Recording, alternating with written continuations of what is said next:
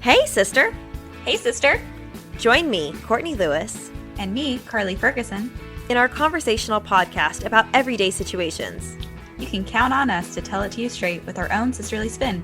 Consider this a phone call with your own Southern sisters as we discuss with you personal accountability, healthy relationships, managing responsibilities, and contributing to society. Each episode will consist of straight talk and a call to action. Your sisters are calling. Thanks for answering.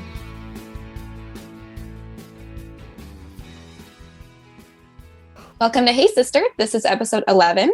Let's talk about Bruno. This episode is a bonus episode in addition to our weekly Monday drop. We just love the new Disney movie, Encanto, and today's episode is going to dive into why. Over the holidays, we got the opportunity as a family to sit down and watch it, and it was so fun to have the kids and the adults enjoying this beautiful graphics and songs. The kids really loved all the songs and the animals and different things that were included in the movie. But for the adults, we were having a very different experience. I felt like as we were watching, and I know I have some other friends of mine who have had similar experiences. As we watch, we feel a little connected, and there were some more tears coming from the adults in the room. One of my favorite things as we were about to start watching it was the kids were like, what are we going to watch? And we've got two brother-in-laws who both speak Spanish, and they were kind of going back and forth as to what the word translates into. And I started speculating what I thought the movie would be about in my attempt to pitch it to the kids. I had no idea what the movie was going to be about. And pretty early on, I actually made a judgment call about the movie that we'll have to talk about a little bit later in this podcast. But as the movie started, here, the three sisters are watching this movie, and it portrays these three sisters that are the main characters. And I started saying something about how I didn't like the portrayal of these three women and how it didn't match up to me and Carly and Cassidy. And Carly cut me off pretty quick. And she was like, stop. We're not going to assign us roles as to who is which sister, something along those lines. And so I bit my tongue a little bit there and stopped going down that road. But after the movie ended, I quickly realized I am relating to these sisters here. I'd tried to put up this wall at the beginning and say, that's not like us. We don't relate to them. And then all of a sudden, by the end of the movie, I'm in tears because not only did I feel like I related to a sister, I felt like I related to every character in this beautiful movie. So I know I'm not alone in my love for this movie. I've watched as online conversations unfolded among my friends with people discussing themes that resonate with them. One of my friends, who I consider a total media guru, even suggested a book club to really unpack it. And a little confession here, I've never done a book club before, but since Carly and I have a podcast, I figured this particular friend would make the perfect guest expert to dive into some of the symbolism and key takeaways from our new favorite Disney movie. Today, we are thrilled to have Gill Moreno with us as a guest host. Julie is a friend of mine from San Antonio, Texas. She has one of the coolest jobs I've ever heard of. She is an executive producer of digital content at KSAT 12 in San Antonio, Texas. So now you understand why I consider her a media guru. Julie is a considerate friend, as well as a sister, a daughter, and a mother to a hysterically funny and smart little boy. Julie and I crossed paths when my husband and I were just newlyweds, and we moved to San Antonio for his master's program. I remember being so inspired by her wit, her work ethic, and her huge heart. Julie has a lasting impact on all who meet her, so we're excited to introduce her to our sisterhood today. Julie, welcome to Hey Sister. Thank you. No pressure. I need to leave lasting impact here. We decided to title this episode, Let's Talk About Bruno. And if you don't get this title, there's spoilers for this movie here, so fair warning there. That being said, let's dive into talking about the movie with Julie. What did Encanto mean to you? So here's the funny thing. I think, just as you said, Courtney, I went in with no expectations. I hadn't heard much of the movie. I hadn't known very many people who had seen it. I think I saw a couple Facebook posts, but there wasn't a whole lot of buzz when I saw it. And there weren't many movies showing, and I wanted to take my son to the movies, so we went and saw it. I thought, I just wasn't expecting anything. And I think that is what really took me by surprise. It was kind of the perfect storm of things, that it was right before the holidays. I'm recently divorced. I knew going into Christmas, I was feeling a little anxious and emotional. And I sit down to watch this movie. Did you guys watched it at home, or you watched it in the theater? We watched it at home. So have you seen the raccoon short? I watched it because you told me to watch it, and it made me cry this afternoon with my daughter. We watched it during the day, and I was like a wreck.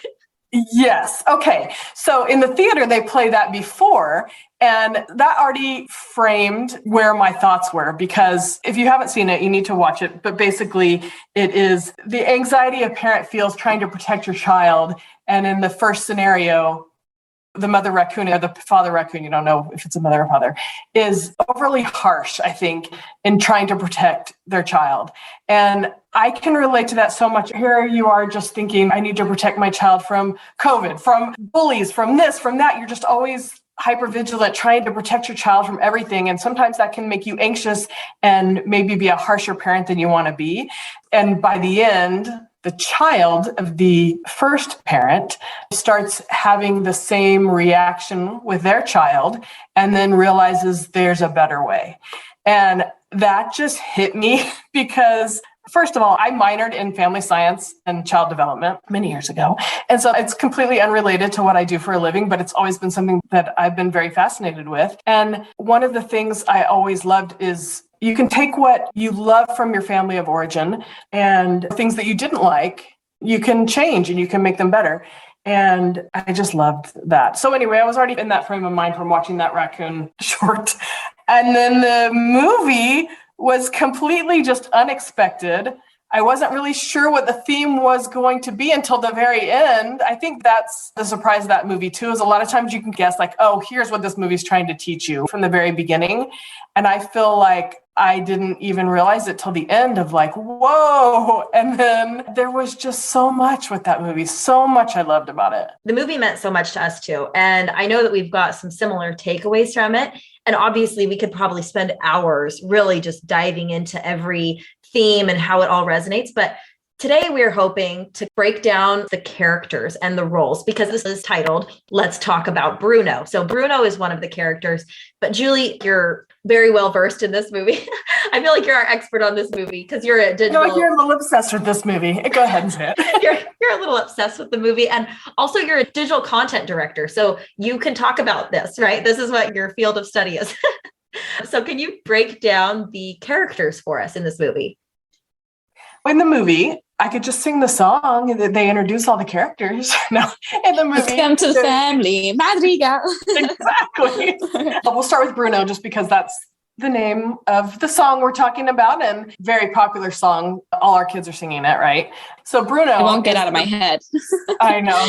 Bruno is the black sheep of the family. They don't like to talk about him because he maybe doesn't fit their perfect gifts that the other siblings have. And he's the one that they like to gossip about. They say, let's not talk about him, but they like to gossip about him. He gets this bad rap. Bruno is a triplet in his family. So the other siblings have these gifts that they can offer to the family. There's magical powers. So his sisters, one of them, Pepe, her mood affects the weather. And, if she's happy, it's great. If she's mad or sad, it's stormy and rainy and all of that. And her sister, Julieta, is a caregiver. She can heal people with her food. If they have any kind of ailment, she can feed them and they're healed. Then their kids, Dolores, can hear people talking from miles away. That's her superpower. Camilo is a shapeshifter, and he can take whatever form of person that he wants to. Antonio is the youngest one, and his gift is that he can talk to animals and communicate with them. Isabella is seemingly perfect. She can make flowers grow, and she's beautiful. Her life seems so easy. And then there's Luisa, who has superhuman strength. She can lift things and is just very strong. They ask her to do all the heavy lifting in the family. What I liked about all the characters, though, is that they are complete stereotypes of people that we probably know in our families, or people that, in other families, that there's the black sheep, or there's the one that the mood affects the weather. Like, don't we all know somebody who maybe can't control their emotions very well? And when they're mad, they kind of affect everyone around them with their mood. Then, of course, the caregiver, or the quiet one who's very intuitive and picks up on the nuances of people, or everything around her. She notices everything. I just love it because you can take these characters and, yes, they have these magical powers, but they translate to like real people that we know, right? Exactly. I love all of the characters. And as you describe the archetypes, it really just touches my heart, even just to hear them spoken out loud what they are. Because as you watch the movie, a kid can just be entertained by these cool magical powers. But as an adult, you watch it and it really can resonate with you as you watch this whole family of all these characters, archetypes, living in the same household together. And by the way, I love the house. I mean, the house is one thing we haven't talked about yet. The casita. Yeah, the casita is just beautiful. It's so warm and inviting. The house itself is magical. The way that it helps you get your shoes on in the morning. Everything about this house is just so inviting, and it makes you love this family in this house. The main person who's like the center of the story, we haven't talked about her. Mirabel. Mirabel. So Mirabel's another main character. What I love is how Mirabel is very gifted. You see that she sews at the beginning, like she sewed her own clothes, and she is good with instruments. So she's like playing different things and like singing and being with the kids, and very social and like very complimentary of her family. She's got amazing family pride and is connected to all of them and has a confidence, even though she doesn't have a gift. So I think that's very good for everyone to see and feel like, even if I can't fix someone's broken something with food, she was able to, at the beginning, see that she is special, and her parents tell her that again and again. I love that too, because it's a good sense of self without just the magicalness, that she is the main character. I love that. And then did we talk about Abuela? So Abuela is the grandmother of this magical family. She doesn't have any magical powers, right? I've never noticed that before. You're right. In the 6 times I've watched it, I've not put that together, that it was her and Mirabel who did not have any defined magical powers. Her kids do, and her grandkids do have these magical powers. She keeps the miracle flame or the candle there with her. She talks about the miracle and she holds the family in that sense. It's like, this is my miracle that has brought us this safety and tranquility and solace from everything that she and the village had experienced. And so it is really sweet. That's the most important thing to point out about her, is that she had this trauma as a young mother. She's newly married, has triplets. They're forced to leave their town. A violent mob is following them, it looks like, and her husband is killed, and she is left to raise these triplets. And not only that, but to lead the other people that were following her into safety, into a new community. They touch on it at the beginning of the movie, but that's a big part of the movie, that this grandmother has been through this trauma and had this burden placed on her to not only protect her family, but to protect her community. And she feels a lot of pressure in the movie to keep this miracle alive and make sure that her kids have gifts that they can share with the community. The fact that Mirabel did not get a gift made her very nervous that maybe something was wrong, or that this miracle wasn't going to continue, that there were maybe flaws in the system. It's something that we can all relate to, I think, too. When we are given a miracle in our life or some big blessing, sometimes we think about that. And if something starts to go awry with it, or we see maybe a nick in the surface of something that we just love, we will over obsess. That's what she was doing, was putting her attention towards the miracle, and maybe not intentionally, but had put Mirabel on the outside of her view because it was something that made her uncomfortable with how the family was doing, and she didn't know how to handle her not receiving a gift. I think that was kind of obvious when, after Mirabel had this joyful song with the kids in the town at the beginning, Dolores is like, oh, Mirabel didn't get a gift. And Abuela, instead of being sympathetic, like some kind of expression that would emote that she was caring for or sad for, but she just kind of like turned away and walked and continued on what she was doing. So I think with Abuela, it could be seen that she's just, cold and whatever, but she was so hyper-focused on the miracle that was kind of the point of the movie, right? Was that she was looking at that. One thing I love about Abuela and also about Mirabel is that I feel like this movie breaks from the typical norm of the Disney princess movies in a way. Oh, yeah. So it's not like Abuela is the villain and Mirabel is the hero.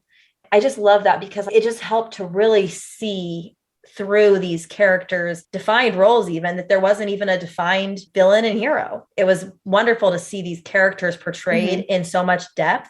And now that you've given a summary of the characters, Julie, can you tell us a few of the breakthroughs for each of the characters for you personally? The first one, I think, came with Luisa. She's the strong sister. And the lyrics to Surface Pressure, first of all, that song, it has the best beat. It's just such a great song. My son and I sing it all the time. And her dance moves to it. Like her dance moves in it. I love it. Like, you should see my son when she swings her hips and breaks the boulders. That's like his favorite thing. Yeah, I love it. So right away, I could relate to Louisa, being the oldest daughter in my family, not the oldest sibling, but the oldest daughter, feeling the burden maybe, and probably some of it I put on myself, but feeling that you need to be responsible for everybody in the family, or I'm the go-to person, I'm the responsible one, I can handle all the things I need to do. The lyric, I'm pretty sure I'm worthless if I can't be of service. That was the first yeah, I could completely relate to that. Definitely feel like I have to be the strong, responsible sibling in my family. I'm a problem solver. That's my role. I think I do sometimes feel worthless if I can't solve a problem for someone, because I feel valued for maybe being able to solve a problem for somebody. Then what is my worth if that's not my role, if I'm not doing that for somebody? So that was my first I can relate to this. And I think a lot of people I've seen on social media, people like, I feel this song. Like I can totally just feeling all the pressure, not only of having to be strong physically and take care of things. Probably a lot of moms relate to this. So you have to be the strong one that's taking care of so many responsibilities, but also the emotional weight of it. And feeling like the one lyric that says something like, you can't swerve no matter how big the iceberg is, right? You got to stay on course. I think a lot of people can relate to that song. So that was the first big breakthrough for me. Carly, Yes. will you share that funny thing that your friend at your workout class shared this morning? So at my workout class, the final song that we did just to cool down was the Surface Pressure song. And she said, this really hit me hard. I think it's the ode to the oldest child. I know when watching it, it's kind of unexpected. In the cadence of the movie, you feel like the first songs were very joyful and have this very Latin feel. And then all of a sudden there's this ding, ding, this kind of beat that comes and you're like, whoa, what is happening? And then sure enough, rocks are breaking, even Mirabel stands back, right? It's this moment what is going on here? And I love that it was just her transition and give her more, she didn't have any other lines before this. You just saw her doing. You just saw her moving a church, moving a bridge, getting all the donkeys, doing all the things. To have her just kind of have the eye twitch, which is also, I think, pretty relatable for a lot of us. Have that going on sometimes. It was so great. What other characters can you break down for us? I was saying another thing, I could totally relate to Mirabel, feeling not special. I like the line that her dad says about marrying into the family. He's like, when you're marrying into this family and everyone's exceptional, you can often feel unceptional or whatever he said, not exceptional. I thought that was funny of sometimes feeling maybe there's nothing really special about you or that you don't have any big gifts to offer. And I think that sometimes we all feel like that, right? And so we can relate to her. But her waiting on a miracle song, as a person of faith, I related to that so much. I mean, that was a tear-jerking moment for me, that here she is, she's just pleading when she's saying, I would move mountains, I would make flowers and trees grow, I would heal. I'm sick of waiting on this miracle, let it happen. She says, I'm ready, I've been patient, steady, steadfast and steady, bless me now. I related to that from, as I said, being a person of faith, having times in my life where I've been steadfast, I've been doing what I want to be doing, why aren't my prayers being answered? This is not how I wanted my life to go. It's not that I'm being rebellious and denying myself of this blessing. I would take it on, and yet it's not coming for her. So that song and that moment in that movie was really powerful for me. It is a huge moment. Even as you're just describing that, my eyes start welling up with tears. It is a really hard thing when you feel that way. When you hear that song and you have any aspect of that where you've been waiting on some miracle, it really does touch you. And I feel like if you're not crying a little bit in every one of these songs, I'm so happy for you that you've not had an experience that's made you feel that way. And I hope it never happens. But at the same time, none of us make it through this life unscathed. So if this movie doesn't resonate with you now, come back and watch it in 5 or 10 years because there's something that's going to resonate with you. I love Mirabel. I'm just so grateful that we have a movie like this for our kids right now. Like you said, Courtney, it's maybe nice that there's not the villain, hero, or girl gets the guy type movie where it's a princess and love and things. And this is like family centered. It is overcoming hardships and striving to really harness our confidence in ourselves and not just in our gifts. I do think this movie, I find it interesting because it either speaks to your soul or you're like, I guess it's okay. That has been an interesting dichotomy for me, is how many people have different opinions on this. You either completely get it and you're like, whoa, this is like a life-changing movie. Or I was telling Courtney, my sister grew up in the same family of origin that I did. We're from the same family. We're close. And yet she was like, I didn't really relate to it. I couldn't really relate to this. So it does depend on where you are in your life, what life experiences you've had. Also, I just tend to be very analytical. And I'm in a time of my life where I am learning and trying to be the best person that I can be and trying to change and trying not to pass on trauma to my child. I'm going through a divorce, wanting to be as emotionally healthy as possible. And so I think that I am in a time of life where I'm analyzing things and working on myself and those kind of things. So I think that timing has a lot to do with how we feel about this movie. I also noticed when we started talking about this, Julie, you were like, but maybe I'm overanalyzing it, because like you're saying, you're in a point of your life where you're putting a lot of thought and analyzing what you're taking into your life and what you're trying to put out in your life. But at the same time, then you have these moments where you second guess and you say, but am I overthinking it? So then you watch it again, you're like, no, definitely not overthinking it. Like, it's so good. I mean, sure, maybe all of us overthink it a little bit, but I do love this show. And I want to talk about the next character that I know that you love and that you have told me before that you had a breakthrough moment with.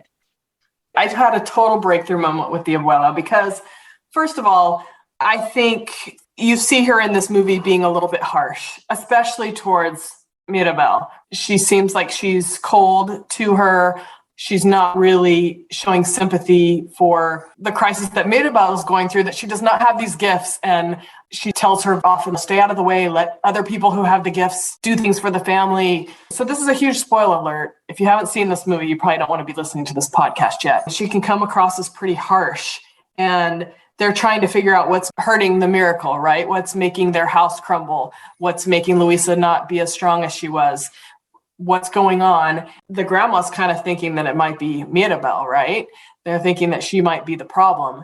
And there's a moment in the movie where Mirabel yells at her grandma and she's like, you're the one hurting this family. You're the one breaking our home.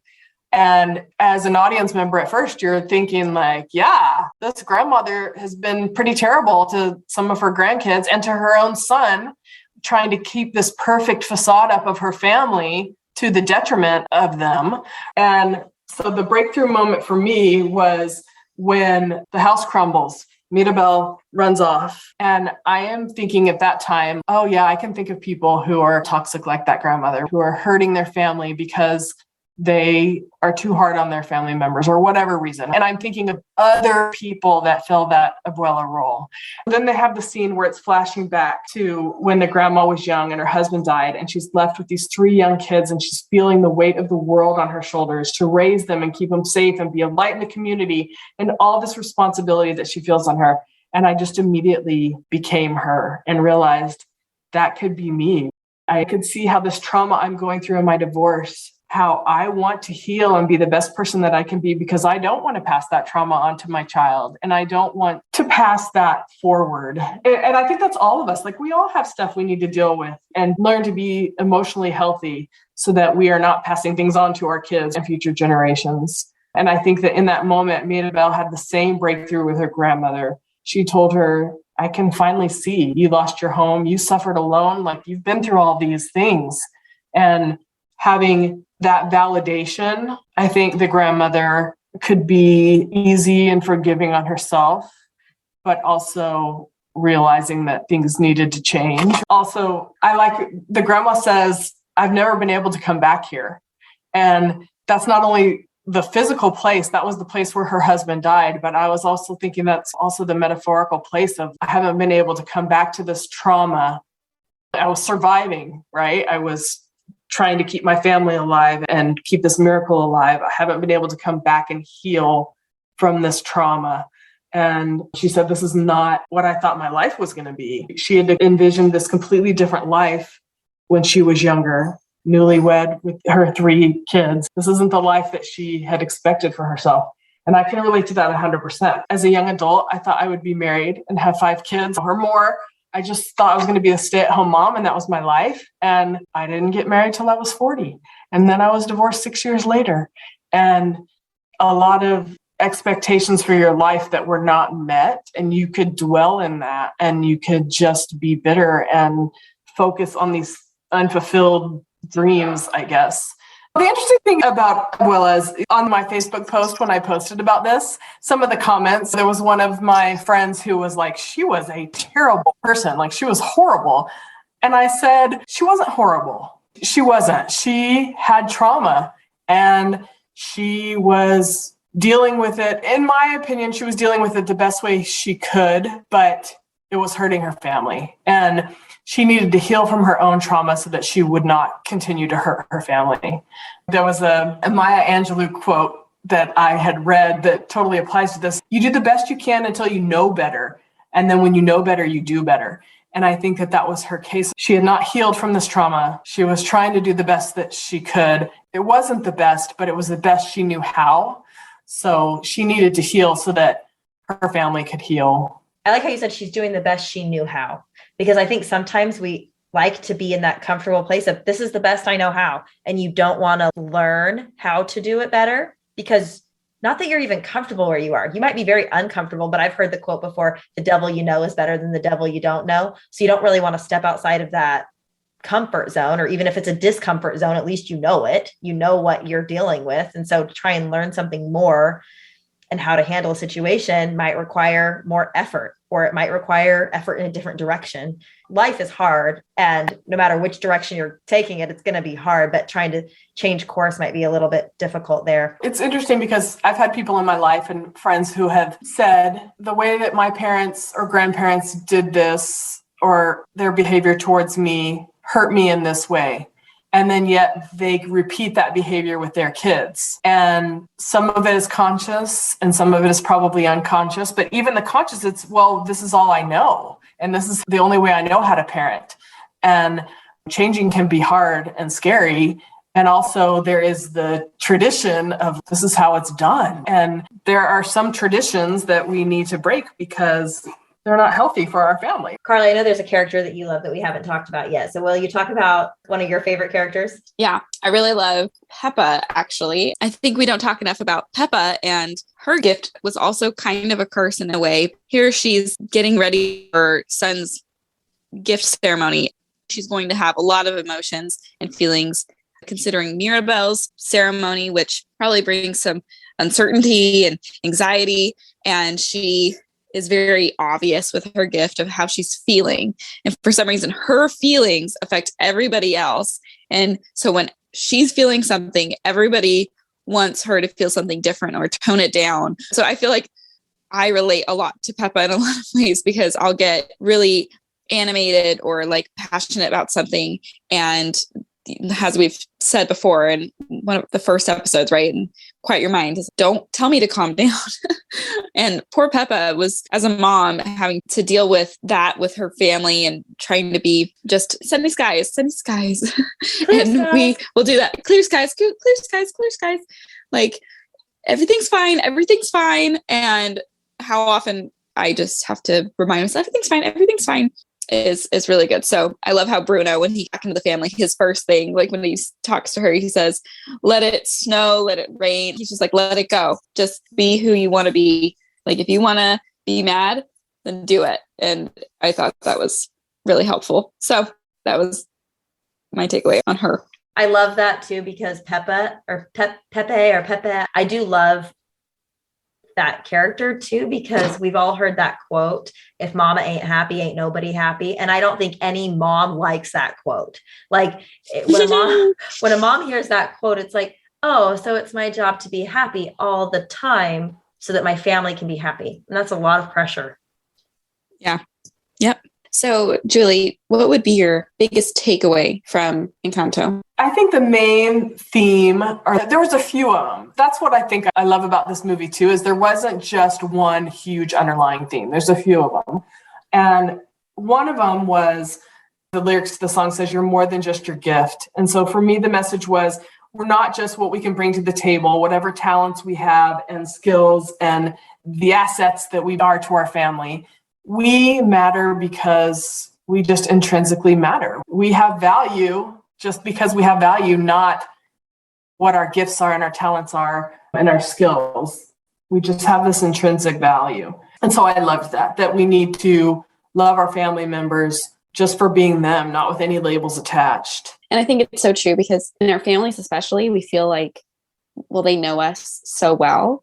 And so when we feel like we're being defined by these characteristics, these traits, or these gifts that we might have, then it feels like with the case of Bruno, he was misunderstood with his gift, or he felt like his gift was not helpful.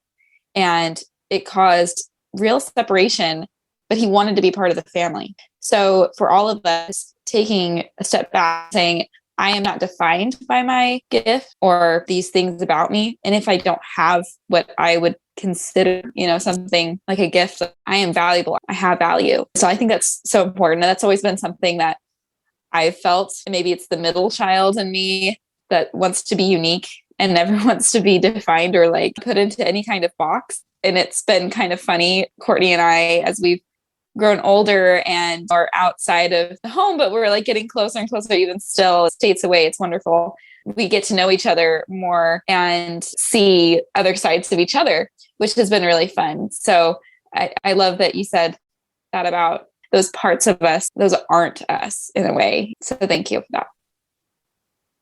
I think sometimes parents can assign personalities to their kids, even well-meaning. And I was saying sometimes it's even positive things like, this is my smart child, this is my peacemaker, this is my whatever, but it's these labels that they put on kids. I mean, think of Isabella. Her gift, how could that be negative? She was beautiful and everything she did was perfect, but she felt that pressure of, well, I have to live up to this label, my gift of making everything beautiful and perfect, and I can't even do things that I want to do because this is who I need to be. And I think that kids can feel that too in a family. They can feel like I have to be this, I'm the smart one, or I have to be this, I'm the peacemaker, and I can't go outside this role because this is the role that my parents have assigned me. Totally. And she was a perfectionist too, that's something that as I watched it, I resonate to that, but then allowing yourself to see the beauty and even that isn't symmetrical. And that's important too. Well, first off, I will say I love when Isabella makes the cactus. Living in Arizona right now, I have to say, when we first moved to Arizona, I looked around and I was like, this is so ugly. Like, Arizona is hideous. It is just desert. I don't like this state. And it took a while, but I see the desert's beauty now. Because at first when I got here, I just thought the definition of beauty was green, lush, rose bushes, all of that. But then it took me a few years to settle in and be like, I love the desert. It's beautiful. Cactus is beautiful. I love the saguaro. I love the prickly pear. I love the variety of cactus there are. Anyway, so I love Isabella, but something that Carley said, and also you too, Julie, is in talking about these gifts and in talking about stereotypes, I am actually a little bit different. I am one who always loved stereotypes in a way because I loved putting people in a box. I have a brain that really does well with quadrants. I really like personality tests, energy profiling, studying human nature. I just really love that. And watching this movie kind of challenged that for me a little bit. And I think it's interesting because I was telling Carley, why did you stop me when we started to watch it? And I said, oh, like the sister roles and where do we fit in? And some comment about, well, I'm glad we're not like these sisters. I want to be. And I started to try and say like the Hocus Pocus sisters, because we love those movies, or White Christmas. They have a sister song. I started to try and go down that route. And Carley stopped me pretty quick and was like, stop. And I had to swallow my pride and quit talking during the movie, which I guess is rude anyway. So I shouldn't have been doing it. But she stopped me and I asked her why later. And she's like, because you were going to assign us each a sister.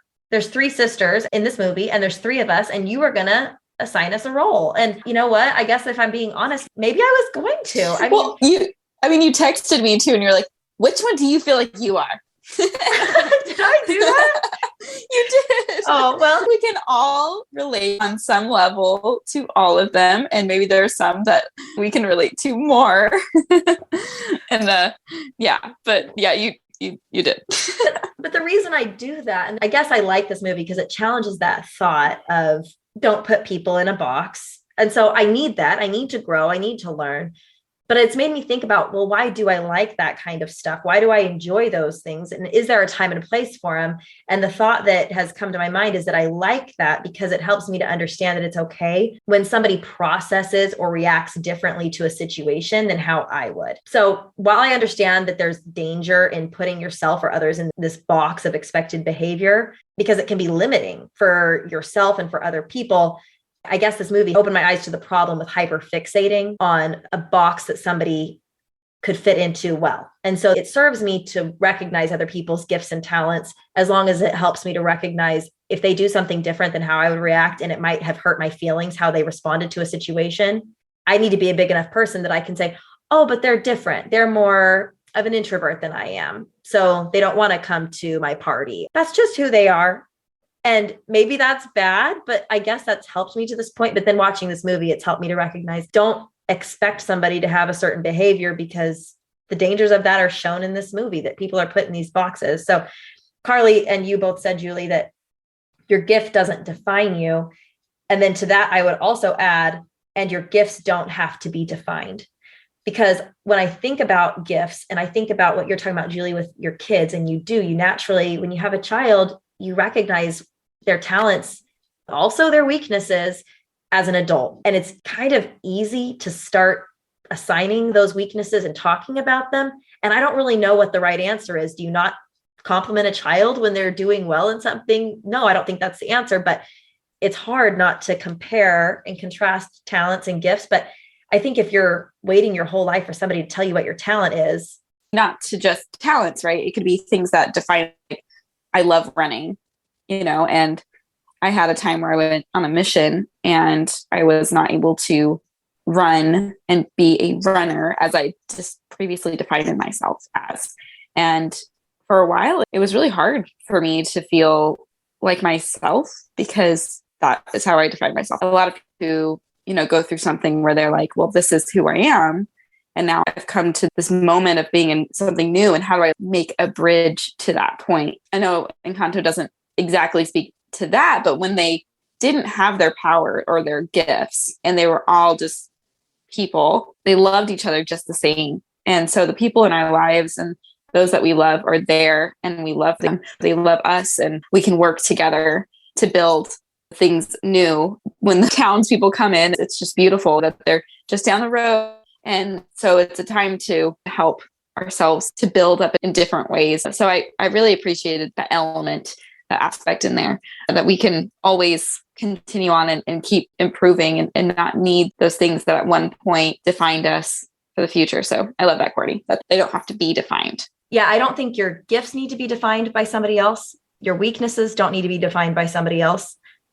And being willing to discover what your gifts and talents are and your weaknesses after you've left the home. If you leave your home and once you move out of your home, to try and discover new things and realize that you're not just what your parents praised you for or recognized in you as a child. And a whole new world opens up when you can think outside of the box that you feel like you'd been put in. So, Julie, aside from you're more than just your gift, were there any other takeaways that you want to share with our sisterhood? There were several other themes that I came away with. First of all, I think that looking at Mirabelle's gift, I remember the first time watching it thinking she was going to be given some magical gift in the end. Were you thinking that too? That she was going to discover what her magical gift was? Yeah, definitely. I thought she's got to find her gift. It's got to happen. Right. After watching it, I realized actually how many wonderful gifts she had. She was kind, she was caretaking, she was loyal, helpful, happy. She was confident in herself at the beginning. She was grateful, intuitive. She made her cousin that jaguar stuffed animal before he even got his gift. So she knew he loved animals. He was the one that talked to animals. She just had so many normal gifts. And I think that for some of us maybe that don't have a crazy talent that gets recognized for, being able to recognize that even if it's not some huge thing, we have these tiny gifts or we have these multifaceted personality, whatever, that we can offer other people. And she had so much to offer her family. In the end, she was the glue that kind of kept them together, but also helped them rebuild and heal. And I think she was pretty mentally healthy. You watch it multiple times and then you start reading more and more into it. But I realized like she had really good parents. Her grandmother was hard on her, but her parents were very supportive. They were always telling her, you're a wonderful person. You have gifts. You have things to offer. Her dad came to her defense against the grandmother when he was saying, I just care about my daughter. I don't care about this house falling down or whatever. I just want to make sure my daughter's okay. So she had healthy parents, I think, which helped her. But she was mentally healthy and able to help her family heal from some of their trauma. She had a lot to offer. So in the end, she didn't have some magical gift and she wasn't perfect. She yelled at her grandmother. Yeah, that was an important time, but she yelled at her grandmother at a time she probably could have had that conversation quieter or in a kinder way to maybe say, hey, grandma, what you're doing is her. But no, she yelled at her. So she wasn't perfect. She wasn't this perfect character, but she had a lot of gifts. And I like that. I like that in the end, it wasn't, oh, she was given some magical gift and that made her whole. No, she had a lot to offer and to bring to the. Her gift was never defined. She was defined by the fact that she didn't have a gift, but she had gifts. They just had never been defined to her. She clearly had all these gifts that you just explained. Mm-hmm. Another thing is what keeps the family together. Is it perfection or the appearance of perfection? Obviously not. No family is perfect. There's no such thing as perfection and things get messy with families, but you work together. Amita Bell said, there's nothing broken that we can't fix together. I can't remember if she said that or the grandmother said that, but their new foundation was to accept each other where they are, allow them to have room to grow and to be different tomorrow than they are today. That Dos Oruguitas song talks about change. The world is always changing and we're always changing. And so not to put people in boxes with labels. And then another one, there was no real villain in this movie. I was just thinking the symbolism of that too, that in our lives, sometimes we put people in boxes and somebody that's hurt us, they are the villain. But really, we are all so multifaceted and we all have so many different factors that make up who we are. And no one is all good and no one's all bad. So just like there's no real villain in this movie, there shouldn't really be any real villains in our lives. Being able to realize that everyone comes from trauma or hard things, or being able to empathize with someone's past that maybe made them who they are, I think is important for us to show compassion and to show grace to other people. And the community at the end, when they came and helped them rebuild, they weren't mad at them for the house falling down or worried that they were losing their gifts or whatever. What did they say? They said, we don't have gifts, but we're many and we can help you. And they came and showed love. And that to me was, this grace needs to not just extend to our family members, but to our community and our neighbors and our friends and those around us, of realizing all of us just extend a little more grace and kindness to others, and realizing that we've all gone through hard things and are just doing the best we can, right? Especially these past 2 years or so. Julie, I love how you've broken down this movie. Can you just share that Maya Angelou quote one more time, though? I think that in speaking of giving grace to others, giving some grace to yourself, I think that's really important. But I also do think it is important that we pair that with this attitude of the Maya Angelou quote. The quote is, do the best you can until you know better. Then when you know better, you do better. And I think the only thing missing from that quote is seek to know better. Don't be content where you are. Try to learn and try to better yourself so that you can do better. I love it. Thank you so much. We're so glad that you joined us today and shared with us your takeaways and the description of the movie from your point of view. I know that, like you said, you might feel completely passionate about this movie. Different themes may stick out to you in different ways, or it may not resonate with you. And that's okay too. Maybe we're all overthinking this here today, but it helps you to grow. Even if we're overthinking it, it helps me to grow. So the call to action, it's pretty fun this week, is to watch Encanto again and share your takeaway on our Instagram or Facebook roll call post. which, speaking of hosts, did you know every Friday our youngest sister Cassidy, who y'all met in episode 6, Happy Pants, literally does a Happy Pants dance. And on Sundays, we do call outs to our sisterhood, thanking y'all for the kind reviews written. So join us online. And if you're listening on Apple Podcasts, thanks for leaving a review. And don't be too surprised if we do a call out to you on a future Sunday. Have a great week, sisters. Thank you so much, Julie. Have a great week. Thanks. Okay. Bye, guys. Bye. Bye. Talk to you later. Bye.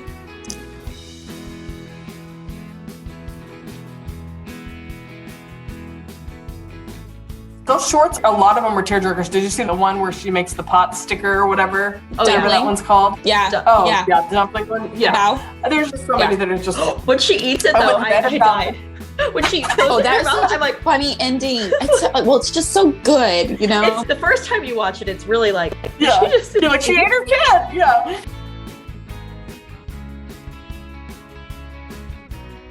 We don't talk about Bruno. No, no, no. We don't talk about Bruno. No, no, no.